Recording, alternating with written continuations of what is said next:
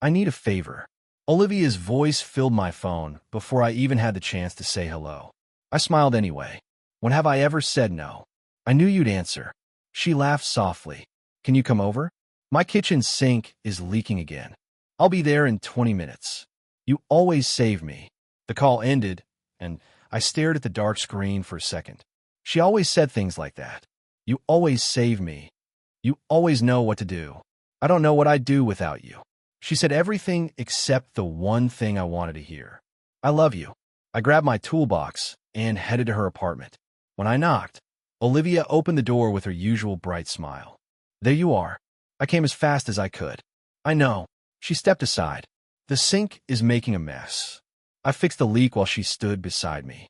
You make everything look easy, she said. I've had a lot of practice. You're amazing, Ethan. Those words warmed my heart every single time. When I finished, she clapped her hands. See? I told you you'd fix it. I laughed.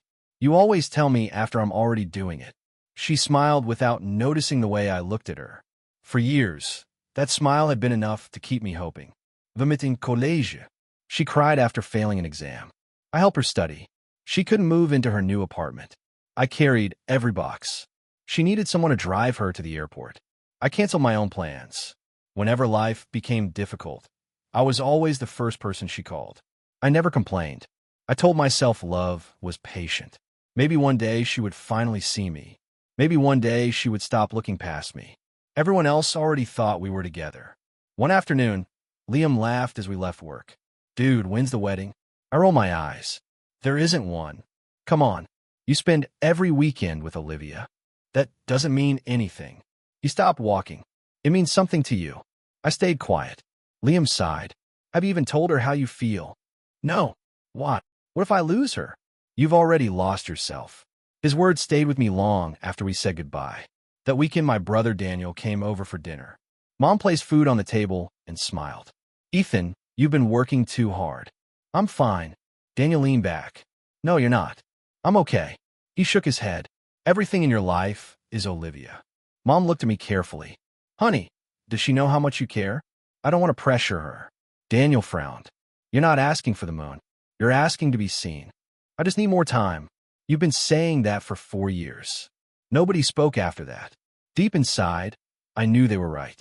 I simply refused to believe it. A few days later, my phone rang, close to midnight. I answered immediately. Olivia, I messed up again. What happened? I asked Mason to have dinner with me. I felt my chest tighten. And he said he was busy. I'm sorry. Do you think he'll ever like me? I closed my eyes. I don't know. I don't understand. I try so hard. You deserve someone who chooses you. I only want him.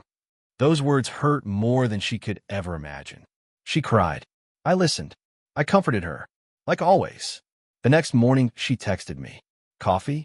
I replied in seconds. Of course. She smiled the moment she saw me. You're the best friend anyone could ask for. Best friend. The 2 words hit harder every single time. I forced a smile. I'm glad I can help. Days passed exactly the same. Work. Her phone calls. Her problems. My silence. Then my birthday arrived. I woke up expecting nothing. Still, a small part of me hoped. Maybe this year would be different. Around noon, my phone buzzed. I smiled before answering. Happy birth. Hey. Olivia interrupted excitedly. Are you free tonight? The words froze inside my throat. I think so. Perfect. What happened? I finally planned Mason's surprise birthday party. I looked at the calendar on my desk. Today. My birthday. She continued talking. I need someone to decorate the restaurant. Okay. I also need you to pick up his cake. Sure. And can you help me choose a gift? Of course. I knew I could count on you. She laughed happily. I owe you one. The call ended. I sat alone in complete silence. Not once had she remembered. Not once had she asked how I was. I looked at the birthday message my mother had sent that morning. Then I looked at Olivia's conversation. Slowly, I locked my phone. I whispered to the empty room, Happy birthday, Ethan. Then I picked up my car keys and went to help the woman I love prepare another man's surprise party, even though every step felt like another piece of my heart breaking. I almost turned around when I saw the Blackwood building. Everyone in the city knew its name. Everyone also knew the woman who ran it. Scarlett Blackwood. People called her cold. Some called her heartless. Most simply called her the villainess. I had heard enough stories to expect security guards throwing people out for breathing too loudly. Instead, I walked through the front doors carrying a folder of contracts my company needed signed before noon. A receptionist smiled politely. "Can I help you?" "I have documents for Ms. Blackwood." "Please wait." While I stood near the lobby, raised voices echoed from a conference room. "This report is wrong." The woman's voice was calm, but every word felt sharp. "I asked for today's numbers, not last month's." "I'm sorry, Ms. Blackwood." "Sorry doesn't fix mistakes." "I'll prepare another copy." "We don't have another hour." The conference room door suddenly opened. Employees rushed out carrying laptops and stacks of paper. One man bumped into me. My folders slipped from my hands. Sheets scattered across the floor.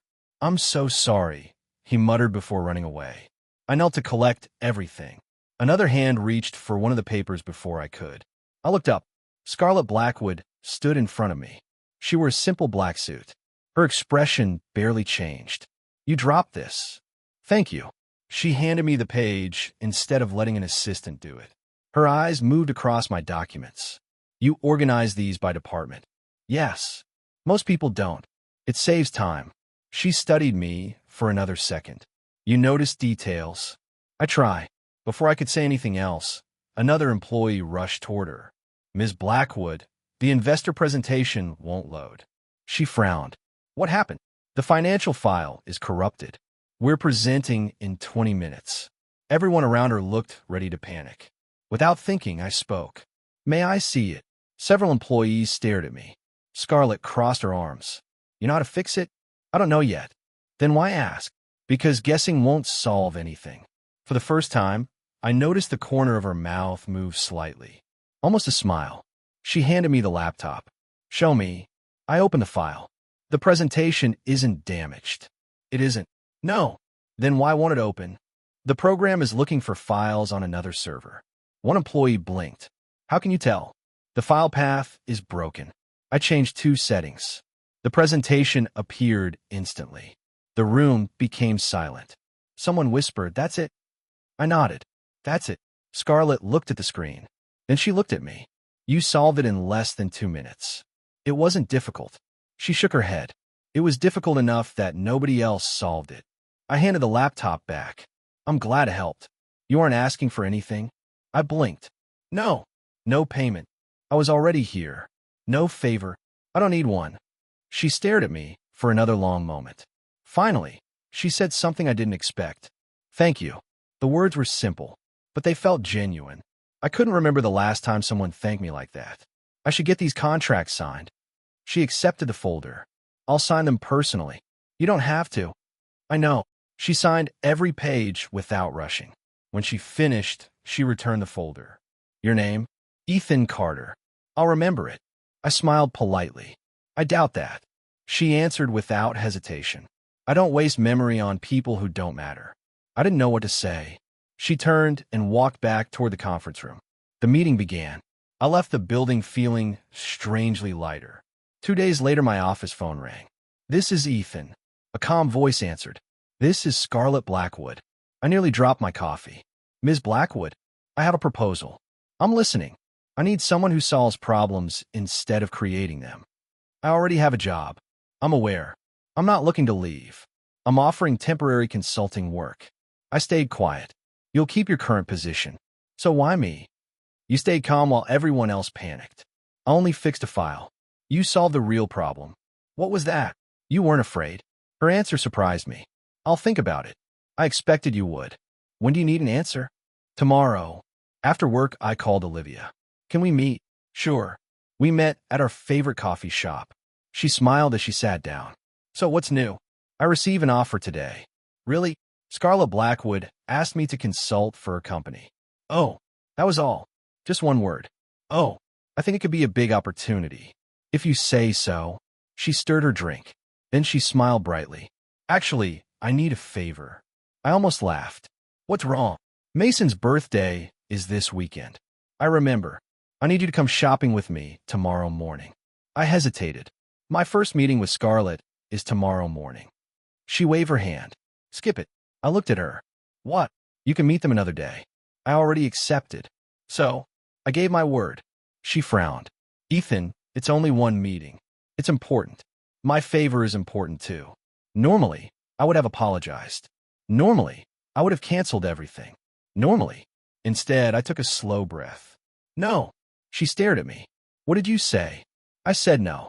You've never told me no before. I know. Are you serious? Yes. You'd choose work over helping me? I'd choose keeping my promise. Silence settled between us. She looked genuinely confused. Almost hurt. I wasn't angry. I wasn't trying to punish her. For the first time in years, I simply chose myself. I'll find someone else, she finally said. I hope you do. She stood. I don't recognize you today. Neither did I. As I watched her walk away, I realized my heart still hurt. But something else had appeared beside the pain. Respect. Not from her. From myself. I didn't know where this new road would lead. I only knew I had finally taken my first step. My first morning at Blackwood Group felt strangely quiet. Nobody smiled in the hallways. Nobody wasted time chatting. Every employee moved with purpose. A young assistant greeted me. Mr. Carter? That's me. Ms. Blackwood is waiting. I followed her to Scarlett's office. She didn't look up when I entered. You're 3 minutes early. I didn't want to be late. Good. She signed one document before finally meeting my eyes. Sit. I took the chair across from her desk. She slid a thick folder toward me. I want your opinion. You haven't explained the project. I want your honest opinion. Not one prepared to impress me. I opened the folder. After reading several pages, I frowned. This expansion plan won't work. She folded her hands. What? The numbers are optimistic. They're possible. They're possible if everything goes perfectly. And business rarely goes perfectly. The room fell silent. Finally, Scarlett nodded. Continue. The supplier timeline is too aggressive. I noticed that. The marketing budget is also too small. What would you change? I explained my ideas one by one. She never interrupted. When I finished, she closed the folder. You disagree with me. I do, and you're not afraid to say it. You hire me to solve problems. A small smile crossed her face. Exactly. That afternoon, she called the department managers together. I've changed the expansion plan. One manager looked surprised. Because of Mr. Carter? Because he was correct. Nobody argued. Nobody complained. Scarlett simply gave credit where it belonged. After the meeting, I caught up with her. You didn't have to mention my name. I did. What? You earned it. Those 3 words stayed with me all evening. You earned it. Olivia had always thanked me after I helped. Scarlett respected me before I helped again. The difference was impossible to ignore. A week later, another employee made a serious mistake. Everyone expected Scarlett to explode. Instead, she calmly asked, "Did you lie to me?" The employee lowered his head. Yes. What? I thought I could fix it before anyone noticed. Scarlett sighed. If you had told me immediately, we could have solved it together. I'm sorry. I don't fire people for mistakes. The room stayed silent. I fire people for dishonesty. The employee nodded. I understand. Good. Now let's fix it. As everyone returned to work, I walked beside Scarlett. People say you're cruel. They usually do. They're wrong. No. I looked at her. She continued walking. They think honesty is cruelty because they're used to comfortable lies. That sentence stayed in my mind for the rest of the day. Friday afternoon brought another surprise. An older woman entered the office carrying homemade cookies. The entire atmosphere changed. Scarlett actually smiled. Grandmother, you've skipped lunch again. I've been busy. You always say that. The older woman noticed me. Oh. Scarlett stood. Ethan, this is my grandmother, Evelyn. I smiled. It's nice to meet you. She offered me a cookie. Anyone Scarlett trusts deserves one. Scarlett raised an eyebrow. I never said I trusted him. You don't have to. Evelyn laughed. I've known you since you were born. Scarlett sighed. Please don't embarrass me. I enjoy embarrassing you. I couldn't help smiling. Evelyn turned toward me. So, you're the young man everyone keeps talking about. I hope that's a good thing. It is. She lowered her voice. People think my granddaughter is heartless. I've heard. What do you think? I think she's honest. Evelyn's smile softened. So you noticed. There isn't anything cruel about expecting honesty. She nodded proudly. When Scarlett was younger, She trusted everyone. I glanced at Scarlett. She pretended to read a report. Then people discovered her family name. Evelyn continued quietly. They wanted money. They wanted influence. They wanted favors. And when she refused, they called her cold. Scarlett finally looked up. Grandmother, I'm only telling the truth. I don't need anyone defending me. I know. Evelyn squeezed her shoulder. But sometimes people deserve to hear it. After she left, Scarlett stared out the window. I'm sorry. For what? She talks too much. I learned something. What? You've been lonely for a long time. She didn't answer. Silence became her answer. The next few days became busy. I barely touched my phone. When I finally looked at it, I found 6 missed calls from Olivia. Almost immediately another call arrived. I answered. Hey, finally. I'm sorry. I've been calling all day. I was working. You usually answer. I couldn't. You could have texted. You're right. She sounded irritated. Are you always this busy now? Mostly. You've changed. I'm working. That's not what I meant. Before I could reply, someone knocked on my office door. Scarlett stepped inside. The meeting starts in 2 minutes. I'll be there. Olivia heard her voice. Was that Scarlett? Yes. I'll call later. She hung up before I answered. That evening, Liam invited me to dinner. He took one look at me and laughed. What? You actually look happy. I wasn't unhappy before. You were surviving before. I rolled my eyes. You're dramatic. No. He pointed his fork at me. You're finally spending time with someone who values you. We're co-workers. Sure. We are. He grinned. And Olivia suddenly can't stop calling. She's probably just bored. Ethan. What? She's noticing you because someone else already did. I laughed. That's ridiculous. Is it? I didn't answer. Liam leaned back. You spent years chasing her. I know. Now you're walking away. I'm just busy. Keep telling yourself that. As I drove home, his words refused to leave my mind. Maybe he was wrong. Maybe he wasn't. For the first time in years, Olivia was chasing my attention instead of the other way around. I still loved her. At least I thought I did. But every day I spent beside Scarlett made one thing painfully clear. The woman everyone feared had never made me feel invisible. The woman I loved had done exactly that for years. The annual charity gala arrived faster than I expected. Every major company in the city attended. Blackwood Group sponsored the event, and Scarlett wanted several employees there. That morning she stopped beside my desk. Do you have a suit? I do. Good. She handed me an invitation. I'd like you to attend with me. I blinked. As your consultant? As my guest? I'm surprised. So am I. A faint smile appeared on her face. I don't enjoy meaningless conversations. So why invite me? Because you don't waste my time. I laughed softly. I'll be there. Thank you. She walked away before I could say anything else. For some reason, my heart felt lighter. That afternoon my phone buzzed. Olivia. I answered. Hey, what time are you picking me up tonight? I frowned. Picking you up? For the gala. I never said I was. She laughed. You always go with me. This year is different. Why? I already accepted someone else's invitation. Silence filled the call. What do you mean? I'm attending with Scarlett. You can't be serious. I am. Ethan, everyone expects us together. I already gave Scarlett my word. You can cancel. No. You've canceled plans before. I know. So do it again. I won't. Her voice became sharp. You're choosing her over me? I'm keeping my promise.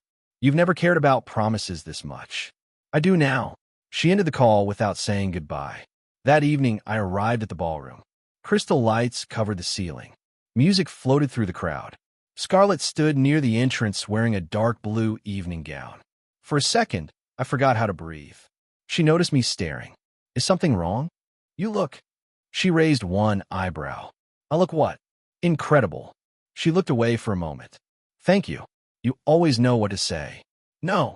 I smiled. I finally said what I was thinking. She offered her arm. Shall we? I nodded. Together we entered the ballroom. Almost immediately people turned to look. Whispers spread across the room. That's Ethan. He's with Scarlett. I thought Olivia always came with him. I ignored every voice. Scarlett whispered, comfortable? I think everyone's watching. They are. Doesn't that bother you? No. It bothers me a little. She smiled. You'll survive. A familiar voice interrupted us. Ethan. I turned. Olivia stood only a few steps away. Mason stood beside her holding 2 glasses. She forced a smile. I didn't think you'd actually come with her. I told you I would. You could still walk with me. I can't. Why not?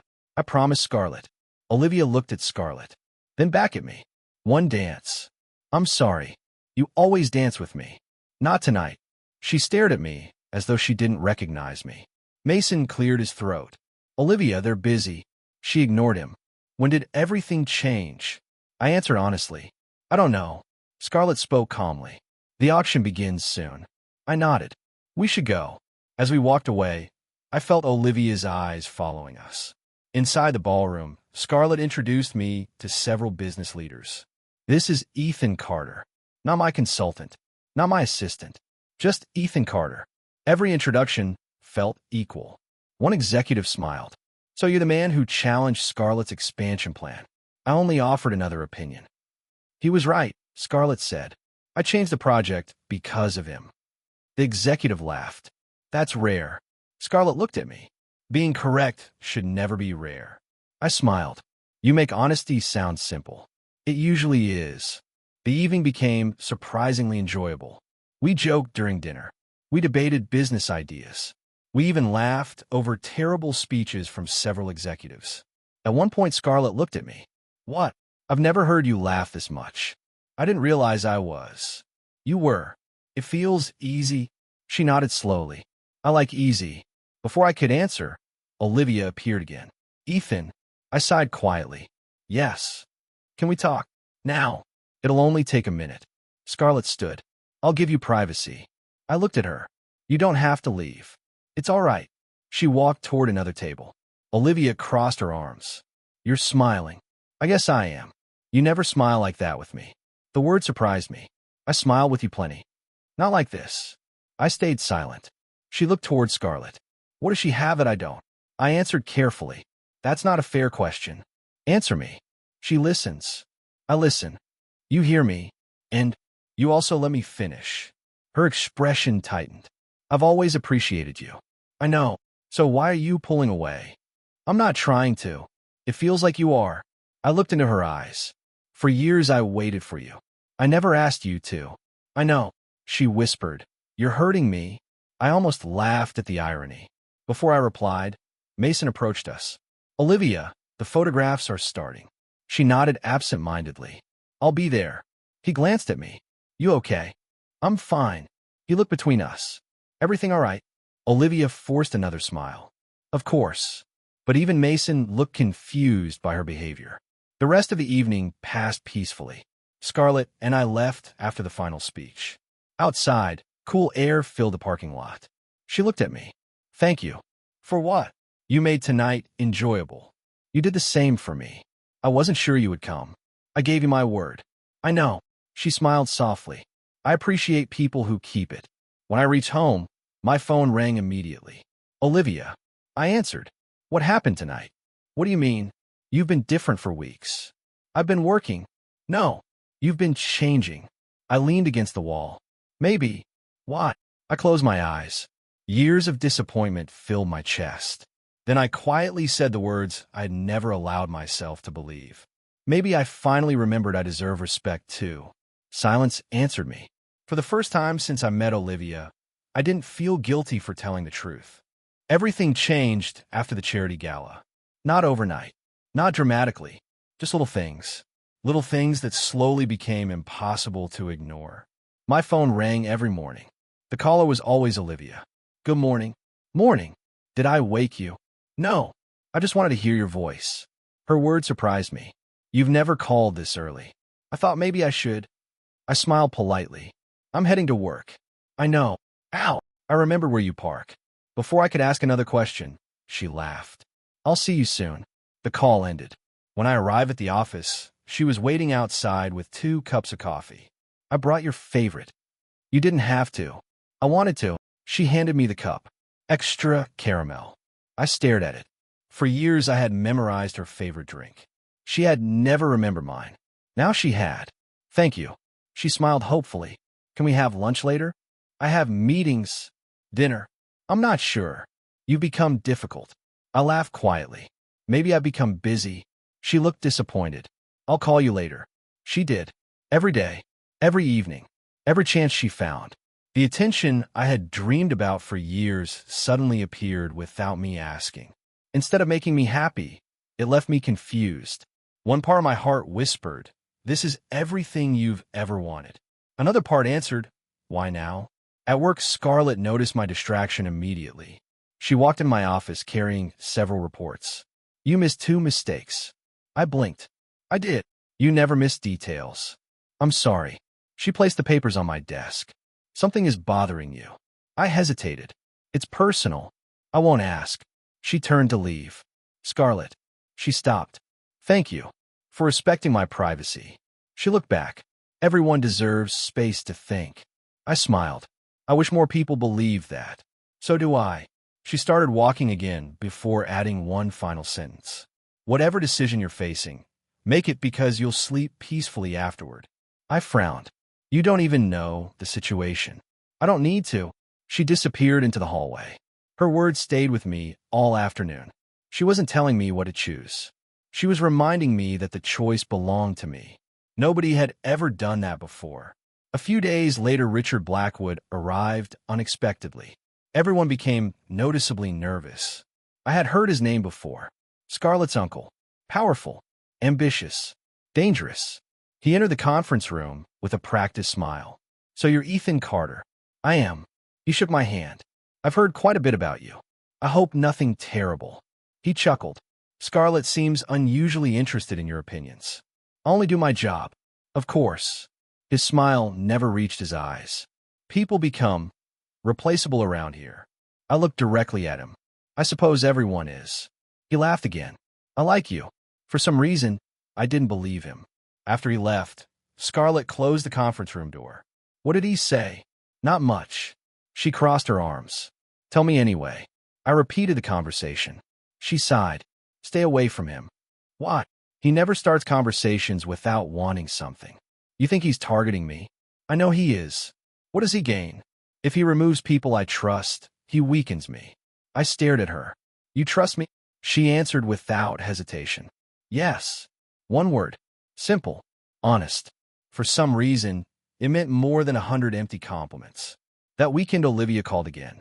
"Ethan. Hey, can we meet?" "Sure." She sounded strangely quiet. When I arrived at the park, she sat alone on a bench.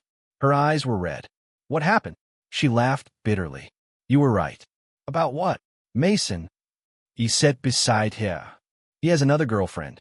I stayed silent. "I found pictures." She wiped away tears.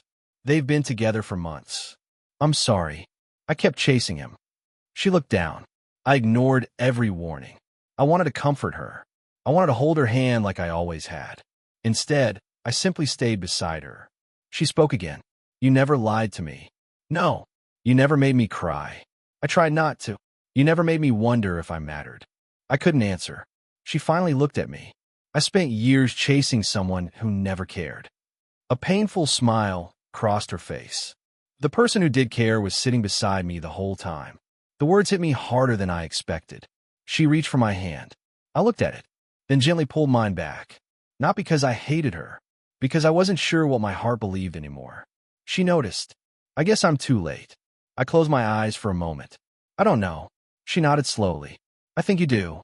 We sat together without speaking. The silence between us felt heavier than any argument. When I finally stood, she asked one last question. "Is there still a place for me in your life?" I answered honestly. "I don't know what tomorrow looks like." She lowered her head. "I understand." As I walked away, my chest ached. I had spent years begging for her attention. Now she was asking for mine. Life had finally turned the tables. The cruelest part was that I wasn't celebrating. Because even though she had broken my heart, a part of me still wished she had realized my worth before it became something she could lose. The attack began on a Monday morning. I walked into the office and immediately felt the tension. Employees whispered in small groups. Phones rang without stopping. Scarlett stepped out of the boardroom. "Ethan, I'm here." Conference room. Now. Inside, several executives looked exhausted. A thick file landed in front of me. Scarlett spoke first. Someone sent anonymous evidence to our investors. I opened the file. Every page accused Blackwood Group of hiding illegal transactions. Is any of this real? No. Then why are investors panicking? Because the documents look authentic. I studied every page. The signatures were convincing. The financial records looked perfect. Too perfect. I frowned. Give me an hour. Scarlett nodded. You have it. I carried everything into my office. Hours passed without interruption. I compared reports, dates, invoices, emails. Then I found it. One invoice used an old company logo that had been retired 2 years earlier. Another document listed an executive who had already resigned. Someone had copied real files and mixed them with fake details. I rushed to Scarlett's office. I found something. She stood immediately. What is it? The evidence was forged. I know that. I can prove it. I explained every mistake I had discovered. She listened without interrupting. When I finished, she looked relieved. This will expose whoever created it. I think I know who. She met my eyes. Richard. I nodded. He has access to old records. He also benefits if investors stop trusting me. Scarlett walked toward the window. If we accuse him publicly, he'll come after you. I know. You could lose your career. I know. She turned around. I'm not letting you fight alone. I smiled faintly. You don't have to. I do. No. Yes. Her voice softened. You stood beside me when everyone else panicked. She stepped closer. I'm standing beside you now. For the first time in years, I realized what loyalty actually looked like. It wasn't dramatic. It wasn't loud. It simply stayed. The emergency board meeting began that afternoon. Richard smiled confidently as investors filled the room. Scarlett spoke first. We've been accused of fraud. Richard sighed dramatically. A terrible situation. I stood. I'd like to present something. Richard looked at me. Go ahead. I connected my laptop to the projector. One by one, I displayed every inconsistency. Retired logos, incorrect dates, false signatures, modified invoices. The room slowly became silent. An investor leaned forward. So these files were fabricated? Yes. Richard forced a laugh. Anyone could have made those mistakes. I nodded. Exactly. I displayed one final document. This editing software belongs to Richard Blackwood's private office. His smile disappeared. You can't prove that. I already did. Security entered moments later. Scarlett had prepared everything. Richard glared at me. You ruined everything. No. I answered calmly. You ruined it yourself. As security escorted him away, Scarlett quietly touched my shoulder. It's over. I looked at her. No. It's finally beginning. The company recovered quickly. Investors returned. Employees celebrated. But my personal life became even more complicated. That evening, Olivia called. Can we talk? I hesitated. All right. She came to my apartment carrying nothing but tears. The moment I opened the door, she whispered, I'm sorry. I stepped aside. She entered slowly. I've apologized before. I know. This is different. I stayed silent. She looked directly into my eyes. I love you. The room became completely still. Those 3 words. I had dreamed about hearing them for years. Countless nights. Countless birthdays. Countless disappointments. She continued crying. I always loved you. I whispered. Then why didn't you choose me? I was confused. For years. I was scared. Of what? She wiped her face. If I chose you and failed, I'd lose my best friend too. I closed my eyes. You already lost him. She covered her mouth. I know. I begged for your attention. I know. I waited. I know. I loved you with everything I had. She sobbed harder. I know. I looked at the woman I had loved for so long. I wanted to believe her. I wanted my heart to celebrate. Instead, I felt strangely calm. I believe you regret your choices. She nodded desperately. I do, but I don't believe love should appear only after someone walks away. Her shoulders shook. Ethan, I spent years proving my feelings. You did. You only confessed after you thought you were losing me. She couldn't answer, because she knew I was right. That night, I visited my family. Mom opened the door. You look tired. I am. Daniel joined us in the living room. What happened? I told him everything. Richard. The company. Olivia's confession. When I finished, Daniel asked quietly, "How did you feel?" "Empty." Mom held my hand. "Do you still love her?" "I don't know." Daniel leaned forward. "Do you trust her?" I looked down. "No." He nodded. "Then you already have your answer." Mom smiled sadly. "Love needs trust, not memories." Later that evening I met Liam. He listened without interrupting. "So, she finally said it." "Yes." "The words you waited years to hear. They didn't change anything." He smiled gently. "Because you've changed." "I guess I have." Liam took a sip of coffee. "Ethan." "Yeah." "Real love isn't afraid you'll leave." "It isn't." "No. It chooses you before it risks losing you." His words settled deep inside me. On my way home, Olivia sent one final message. "I wish I had been brave sooner." I stared at the screen for several seconds. Then I quietly whispered to myself, "Sometimes love arrives too late." For the first time, those words didn't make me angry. They simply made me sad. Because timing can destroy even the most genuine feelings when fear keeps them silent for far too long. The attack began on a Monday morning. I walked into the office and immediately felt the tension. Employees whispered in small groups. Phones rang without stopping. Scarlett stepped out of the boardroom. "Ethan, I'm here." Conference room. Now, inside, several executives looked exhausted. A thick file landed in front of me. Scarlett spoke first. "Someone sent anonymous evidence to our investors." I opened the file. Every page accused Blackwood Group of hiding illegal transactions. "Is any of this real?" "No." "Then why are investors panicking?" "Because the documents look authentic." I studied every page. The signatures were convincing. The financial records looked perfect. Too perfect. I frowned. "Give me an hour." Scarlett nodded. "You have it." I carried everything into my office. Hours passed without interruption. I compared reports, dates, invoices, emails. Then I found it. One invoice used an old company logo that had been retired 2 years earlier. Another document listed an executive who had already resigned. Someone had copied real files and mixed them with fake details. I rushed to Scarlett's office. "I found something." She stood immediately. "What is it?" "The evidence was forged." "I know that. I can prove it." I explained every mistake I had discovered. She listened without interrupting. When I finished, she looked relieved. "This will expose whoever created it." "I think I know who." She met my eyes. "Richard." I nodded. "He has access to old records. He also benefits if investors stop trusting me." Scarlett walked toward the window. "If we accuse him publicly, he'll come after you." "I know. You could lose your career." "I know." She turned around. "I'm not letting you fight alone." I smiled faintly. "You don't have to." "I do." "No." "Yes." Her voice softened. "You stood beside me when everyone else panicked." She stepped closer. "I'm standing beside you now." For the first time in years, I realized what loyalty actually looked like. It wasn't dramatic. It wasn't loud. It simply stayed.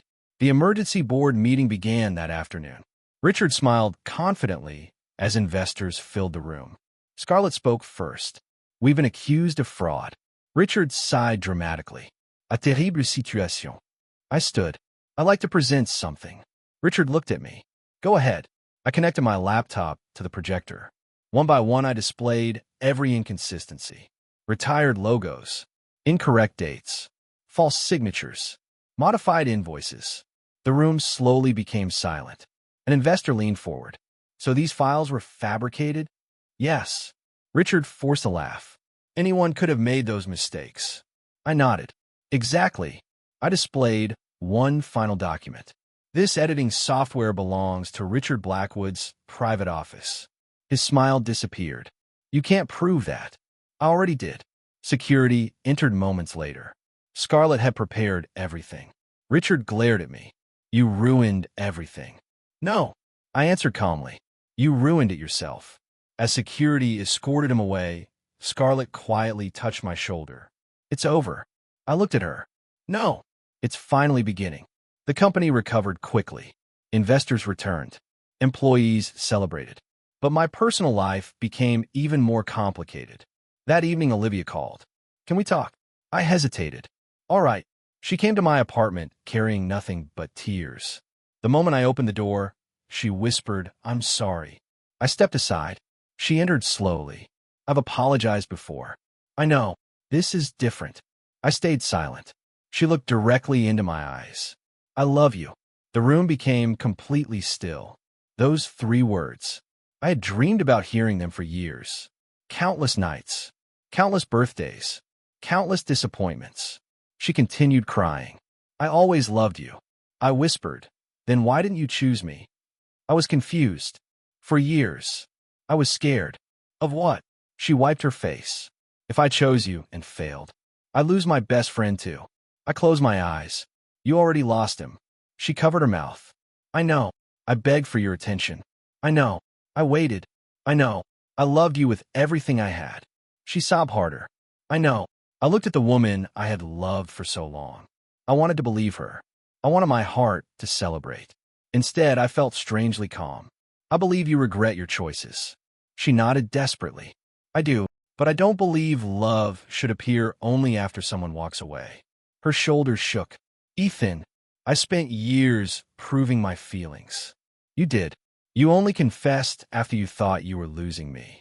She couldn't answer, because she knew I was right. That night, I visited my family. Mom opened the door. "You look tired." "I am." Daniel joined us in the living room. "What happened?" I told him everything. "Richard, the company, Olivia's confession." When I finished, Daniel asked quietly, "How did you feel?" "Empty." Mom held my hand. "Do you still love her?" "I don't know." Daniel leaned forward. "Do you trust her?" I looked down. "No." He nodded. "Then you already have your answer." Mom smiled sadly. "Love needs trust, not memories." Later that evening, I met Liam. He listened without interrupting. "So," she finally said it. "Yes." The words you waited years to hear. They didn't change anything. He smiled gently. "Because you've changed." "I guess I have." Liam took a sip of coffee. "Ethan." "Yeah." "Real love isn't afraid you'll leave." "It isn't." "No. It chooses you before it risks losing you." His words settled deep inside me. On my way home, Olivia sent one final message. I wish I had been brave sooner. I stared at the screen for several seconds. Then I quietly whispered to myself, sometimes love arrives too late. For the first time, those words didn't make me angry. They simply made me sad. Because timing can destroy even the most genuine feelings when fear keeps them silent for far too long. 6 months changed my life more than the previous 6 years ever had. Every morning, I walked in a Blackwood group with confidence instead of doubt. The consulting position had become permanent. Scarlett and I worked side by side every day. More importantly, we trusted each other. One Monday morning, she walked into my office carrying 2 coffee cups. "I remembered your favorite." I smiled. "Extra caramel." She handed me the cup. "I pay attention." "I noticed." She laughed. "You said that 3 times this week." "I'll probably say it again." "I hope you do." I took a sip. "It still surprises me." "What does?" "Being understood." She looked at me for a long moment. "You deserve that." Months earlier, those words would have made me emotional. Now, they simply felt true. Later that afternoon, we finished signing a major partnership agreement. The executives applauded. One investor smiled at Scarlett. "You've built an impressive team." She looked toward me. "I didn't build it alone." After the meeting, I whispered, "You keep giving me credit. You keep earning it." We walked toward the elevator together. "I'm proud of you," she said. I smiled. I used to need someone else to say that. And now, I finally believe it myself. She squeezed my hand. "Good." That evening, Evelyn invited us to dinner. The house smelled like fresh bread the moment we stepped inside. She hugged Scarlett first. Then she surprised me by doing the same. "I was beginning to think you'd never visit." I laughed. "We've been busy." "Excuses." She pointed toward the dining room. "Sit down." During dinner, she watched us with an amused smile. "What?" Scarlett looked confused. "You two finish each other's sentences." "We do not." "You just did." I laughed so hard I nearly dropped my fork. Scarlett covered her face. "Grandmother." "I'm serious." She looked at me warmly. "Ethan." "Yes." "Thank you." "For what?" "For giving my granddaughter someone she never had." I frowned. "Who?" "A partner." Scarlett quietly reached for my hand beneath the table. Neither of us let go. A week later, Blackwood Group hosted another charity gala. Walking into the ballroom felt completely different from the year before. This time I wasn't nervous. I belonged there. Scarlett adjusted my tie. There. What? It was crooked. You always notice everything. So do you. We entered together. People greeted us with smiles instead of whispers. Several guests congratulated us on the company's success. For the first time, I enjoyed every conversation. Halfway through the evening, I saw a familiar face. Olivia. She stood near the balcony wearing a simple silver dress. When our eyes met, she smiled gently. Not sadly, not hopefully, just peacefully.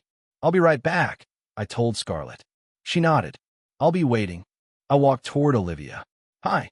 Hi. You look well. So do you. For a moment, neither of us spoke. Finally, she laughed softly. Last year, I spent this event chasing you. I remember. This year, I'm happy just seeing you smile. I nodded. You seem different. I am. She looked toward the dance floor. I started volunteering. Really? Every weekend. That's wonderful. She smiled. I also stopped waiting for people to rescue me. I'm proud of you. Her eyes filled with tears. Those words mean more than you know. She took a slow breath. Losing you forced me to become honest with myself. I listened quietly. I kept blaming everyone else for my unhappiness. She laughed sadly. That was easier than admitting I was afraid. I understand. No. She shook her head. I don't think you ever truly did. She looked directly into my eyes. I love the way you love me. The sentence hurt because it was true, but I didn't learn how to love you back until you were already gone. I nodded slowly. I know. She smiled through her tears. I wanted to thank you. For what? You never stopped being kind, even after I hurt you. I answered honestly. You taught me something too. I did. Yes. What? You taught me that loving someone isn't enough. She waited. I also had to love myself. She wiped away a tear. I wish I'd understood that years ago. I think we both needed time. She looked towards Scarlett, who was talking with Evelyn across the room. She really loves you. I know. I'm glad. I smiled. So am I. Olivia offered her hand. Friends. I shook it. Friends. She laughed. Take care of her. I will. And let her take care of you. I plan to. We shared one final smile before walking in opposite directions. When I returned, Scarlett looked at me. Everything all right? It is now. She slipped her hand into mine. Ready? For what? The future. I looked around the ballroom one last time. A year ago, I had walked into this room hoping someone would finally choose me. Tonight, I walked out beside a woman who already had. As we reached the entrance, I stopped. Scarlett looked at me. What is it? I smiled. Thank you. For what? For seeing me when I couldn't even see myself. She gently touched my cheek. You were never invisible. Outside, cool night air surrounded us. The city lights stretched across the horizon like endless possibilities. I realized I had never truly won because Olivia lost. I won because I finally stopped begging for love and started believing I deserved it. The woman people once called the Villainess had given me the greatest gift of all. She showed me that the kindest hearts are often hidden behind the strongest walls. Holding Scarlett's hand, I stepped forward without looking back. For the first time in my life, I wasn't chasing love. I was walking beside it.